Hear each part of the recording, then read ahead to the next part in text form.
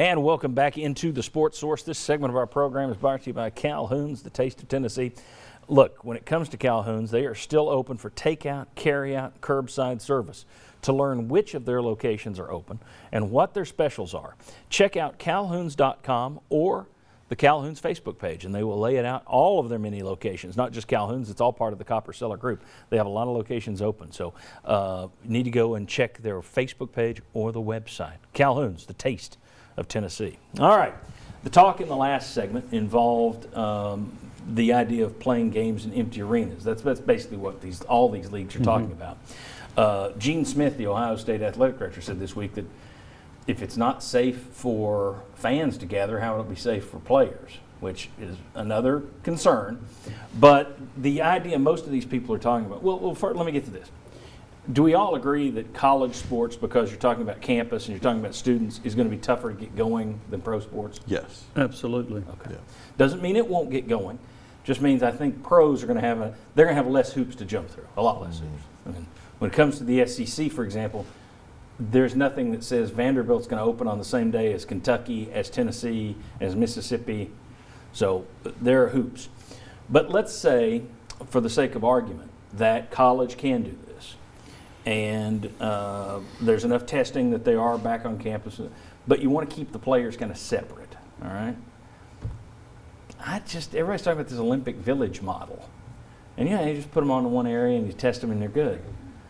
I have a feeling it would need to be more like the Brushy Mountain State Penitentiary model. Because you're going to have guys, you referenced it in the first segment, you got kids that break curfew now. Can you imagine saying, okay, now you can't leave your hotel room for 6 months? And that's kids. Adults?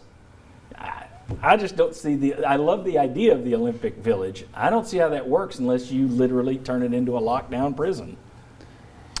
Yeah, I don't see that working. And then you're going to get a lot of brushback from families as well. I mean, parents are going to be like, you're going to lock my kids in and I'm not going to be able to see them for that extended period of time. Now, I don't know that they would commit to that long a term period Well, I was of talking time. more for the pro. Right, for pros. But, yeah, still. But for college, even if you're talking about multiple months, they may say that at the beginning and then hope for the best where they don't have to be there as long. But yeah, I don't think that would fly. I think you'd get a lot of pushback from that. Well, boys will be knuckleheads.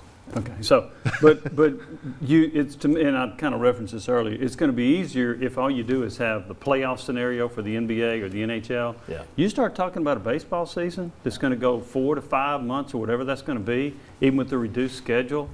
I can't see that. I would be very surprised.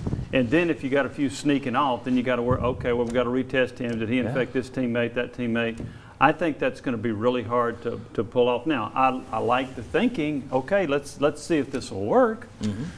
But I think it's going to be very hard to legislate it. Now, it could be something where they say that, hey, we're gonna keep all these players sequestered into one area.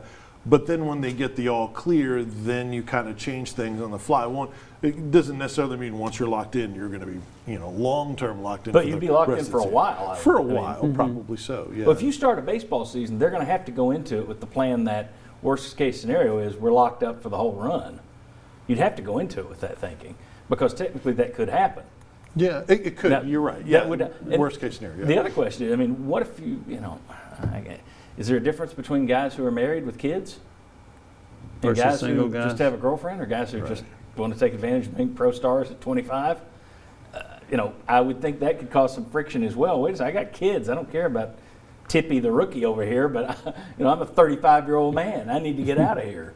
You've also got in the population, there are people who believe it. There are people who still don't believe it. There's 20,000 dead Americans, and people are like, it's a hoax. You're going to have some of those knuckleheads in these leagues who will say, I'm getting out of here. I just think it's a great idea. I'm all for thinking about it, but it's not like the Olympic Village is not a kind of thing where no one can escape. Right. And I had a former Olympic swimmer, Trippy Schwenk, who was at UT, was a friend of mine at UT, and the stories he told when he got back from Barcelona, the Olympic Village wasn't exactly the most locked down place in the world either. Well, exactly. I was going to say that. Ask Ryan Lochte. I mean, of course it's not. So they're out there cavorting around. So yeah, Cavorting.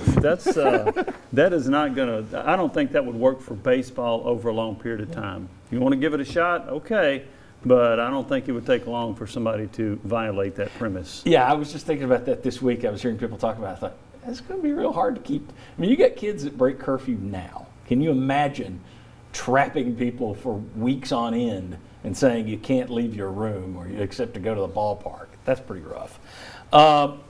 When we come back, we got basketball, football, recruiting, rankings, transfers, Tennessee's most amazing football games, the ones that we've seen and covered, all that. But next, if everybody gets the go-ahead to kick off in September, and there was a poll on this, there was a research study on this, would fans immediately come back if there's no vaccine?